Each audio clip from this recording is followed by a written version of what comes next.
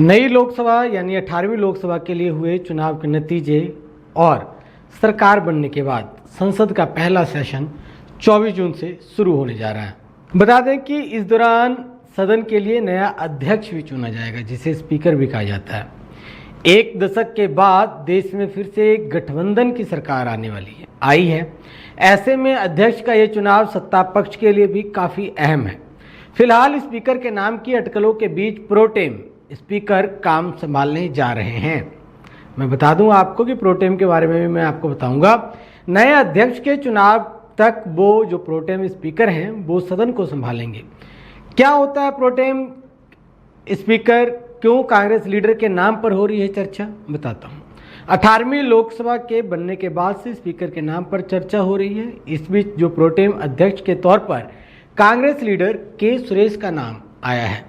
वे लोकसभा के सबसे पुराने सदस्य हैं, लेकिन क्या प्रोटेम स्पीकर और उसके हिस्से की जिम्मेदारियां क्या होती है, ये हर कोई जानना चाहता है। मैं बताऊं, कांग्रेस सांसद के सुरेश प्रोटेम स्पीकर नामित हो चुके हैं। फिलहाल केरल के मावेलीकरा से कांग्रेस सांसद के सुरेश को प्रोटेम स्पीकर नामित किया गया है।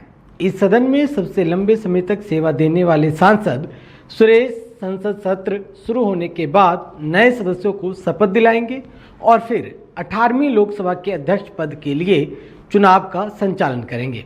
फिलहाल भाजपा ने स्पीकर पद के लिए उम्मीदवार के नाम का खुलासा नहीं किया है। वहीं विपक्ष के संसदीय परंपरा के मुताबिक डिप्टी स्पीकर पद की मांग भी हो रही है। इंडिया गठबंधन ने कहा है कि अगर सरकार विपक्ष को डिप्टी स्पीकर का पद नहीं देती है तो वे स्पीकर के लिए उम्मीदवार उतारेंगे, यानी चुनाव करवाएंगे और पूरी टक्कर देंगे। मैं अब आपको बताता हूं कि भारतीय जनता पार्टी के द्वारा कुछ नामों पर विमर्श किया जा रहा है। पुरंदेश्वरी सही विकल्प है। पुरंदेश्वरी आंध्र प्रदेश में भाजपा की राज्य इकाई की प्रमुख है। उन्होंने वाईएसआर कांग्रेस को सत्ता से बाहर करने के लिए टीडीपी के साथ मिलकर काम किया था।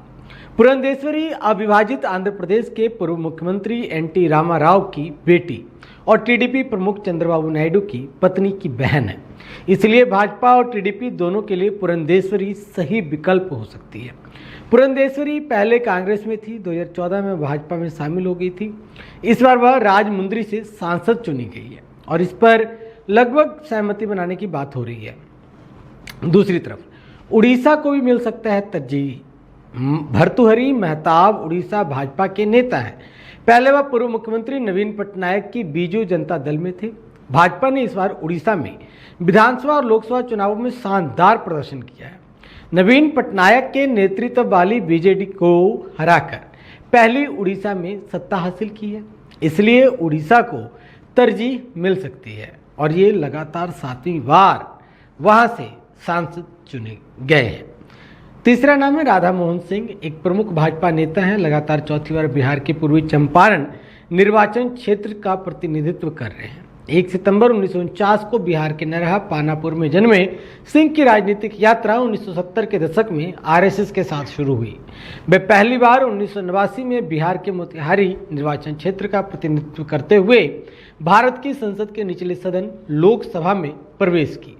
नई लोकसभा के लिए हुए चुनाव के नतीजे आने और सरकार बनने के बाद संसद का पहला सत्र 24 जून से शुरू होने जा रहा है। इसी दौरान सदन के लिए नया अध्यक्ष भी चुना जाएगा। अब मैं आपको एक बड़ी बात है वो बताता हूं कि इन तीनों में से किसी का भी चुनाव हो, एक चर्चा का विषय है, एक मंथन का विषय है, उनके आपसी सहमति का विषय है। फिलहाल स्पीकर के नाम की अटकलों के बीच प्रोटेम स्पीकर काम संभालने जा रहे हैं, ये तो तय हो चुका है। और बड़ी बात जो मैं आपको बताने जा रहा हूं वो ये है कि जो प्राइम मिनिस्टर के सोचने की शैली है, उनके काम करने की जो शैली है, वो लोगों के और मीडिया के समझ से बिल्कुल परे है। मैं आपको इसके लिए कुछ उदाहरण देता हूँ। उदाहरण के लिए आप मध्य प्रदेश को देखिए, आप राजस्थान को देखिए, जहाँ के मुख्यमंत्री के नाम की चर्चा किन की चल रही थी और मुख्यमंत्री बनाए कौन गए, तो एक अलग सा नाम निकलकर सामने आता है। जब राष्ट्रपति बनाना था उस वक्त देखिए अटकलें किन की लगाई जा रही थी, मीडिया में चर्चा किन की चल रही थी, और अब जो प्रेसिडेंट हैं यानी द्रौपदी मुर्मू जी, उनका नाम कहीं चर्चा में नहीं था। पर वो आज प्रेसिडेंट हैं।